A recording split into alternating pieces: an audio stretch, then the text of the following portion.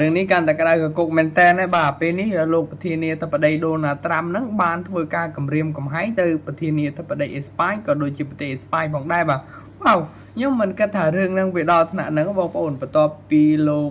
ដូណាល់ត្រាំហ្នឹងបានព្យាយាមខ្ចីមូលដ្ឋានទ័ពរបស់អេស្ប៉ាញក៏ប៉ុន្តែត្រូវបានលោកនាយករដ្ឋមន្ត្រីអេស្ប៉ាញហ្នឹងលោកពេត្រូសាន់ឆេសហ្នឹងបានប្រកាសមិនអោយ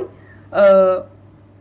អាមេរិកដាក់មូលដ្ឋានទ័ពទេហើយលោកក៏បាននិយាយដែរថាលោកមិនចោះញោមចំពោះការគម្រាមកំហែងរបស់លោកដូណាល់ត្រាំពាក់ព័ន្ធទៅនឹងមជ្ឈមបូព៌ាទេគេអត់តាក់ទងទេបាទគេអត់តាក់ទងទេកុំយកគេមកពាក់ព័ន្ធហើយលោកសាន់ឆេហ្នឹងក៏បាននិយាយថាការវាយប្រហាររបស់សហរដ្ឋអាមេរិកហ្នឹងនិងអ៊ីស្រាអែលហ្នឹងទៅលើអ៊ីរ៉ង់ហ្នឹងគឺជាការយកជីវិតមនុស្សទៅធ្វើជាលបែងបាទវ៉ាវសាហាវខ្លាំងមែនទេគាត់និយាយចឹងនិយាយដល់ថ្នាក់ហ្នឹងបងប្អូននេះខ្ញុំសូមបញ្ជាក់សាថ្មីបាទការលេងលបែងជាមួយអាយុជីវិតរបស់មនុស្សរាប់លានអ្នកបាទបងប្អូនហើយគាត់ថាអាមេរិកហើយនិងអ៊ីស្រាអែលយកជីវិតមនុស្សទៅលេងសើចតែខ្ញុំមិនដឹងថាជាយ៉ាងម៉េចយ៉ាងម៉ាទេបងប្អូនគ្រាន់តែការខ្ចីមូលដ្ឋានទ័ពប៉ុន្តែអេស្ប៉ាញគាត់បានបដិសេធមិនអោយខ្ចីមូលដ្ឋានទ័ពហ្នឹងអាមេរិកសាប់តែខឹងអេស្ប៉ាញតែម្ដងវ៉ាវហើយរាជរដ្ឋាភិបាលខាងអេស្ប៉ាញក៏បានបញ្ជាក់ចំហច្បាស់លាស់ថា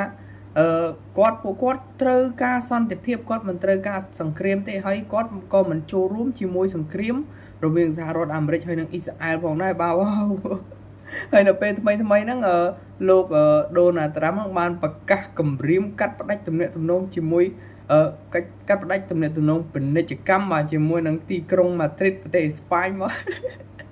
ទៅជាអញ្ចឹងទៅបាទគាត់តែខ្ចីមូលដ្ឋានតបអត់បានទៅខឹងគេកាត់ផ្តាច់ពាណិជ្ជកម្មគេលោកដូណាល់ត្រាំក៏មិនណយបាទហើយ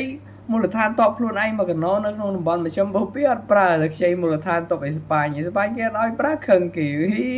មិនអញ្ចឹងលោកព្រះវ៉ាវអើយសុំសោយមួយសិនបាទហើយអេស្ប៉ាញគេអត់ចូលរួមទេបាទហើយនៅក្នុងនោះនៅក្នុង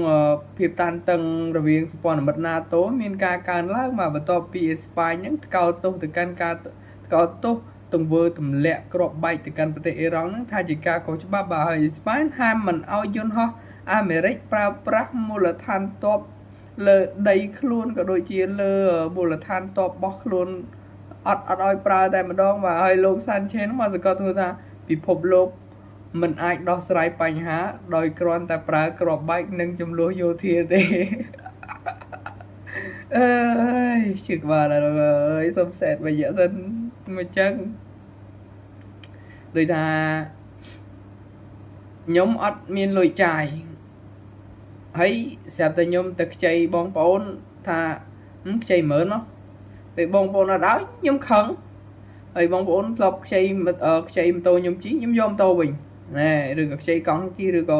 ធ្លាប់ខ្ចីអីខឹងហើយតណាត់តាត់តងពេញហ្នឹងចឹងហ្មងបងប្អូនរឿងហ្នឹងវាអញ្ចឹងមានអារម្មណ៍ថាដូចកូនក្មេងបាទប្រទេសប៉ុណ្ណាណៃឲ្យហើយមើលយកអាចំនួនអញ្ចឹងមកហៅគេទៅពាក់ព័ន្ធពេញហ្នឹងអាគេមិនចង់ពាក់ព័ន្ធអាហ្នឹងជាសិទ្ធិរបស់គេទៅដាក់ទណ្ឌកម្មអីគេហ៊ូជីក្បាលដូចថាចង់សុំឧបត្ថម្ភទេតែដូចខ្ជិលឈប់ហើយកាលមុនធ្លាប់សាកម្ដងហើយអត់ជោគជ័យផងបរាជ័យអញ្ចឹងឈប់ហើយបើចង់សាកមើលថាវាបានមែនអត់ឬគេថាសុំបានតែក៏ពិតវាសាកមើលប្រហែល4 5 6 7វីដេអូអត់បានអញ្ចឹងឈប់បណ្ដោយខ្ជិលអរគុណបងប្អូនហើយទៅមុខទៀតចាំមើលទៀតអូខេបងប្អូនបាយបាយ